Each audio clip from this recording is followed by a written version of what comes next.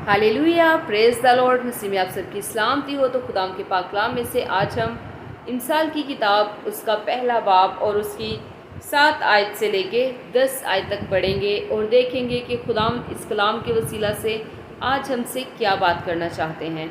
तो खुदाम के पाक कलाम में यूँ लिखा है, खुदावंद का खौफ इल्म का शुरू है, लेकिन अहमक हिकमत और तरबियत की हकारत करते हैं।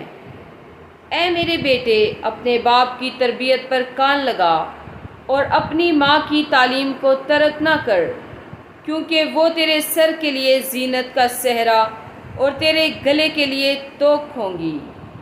ऐ मेरे बेटे, अगर गुनाहगार तुझे फसलाएं तो रजामंद ना होना।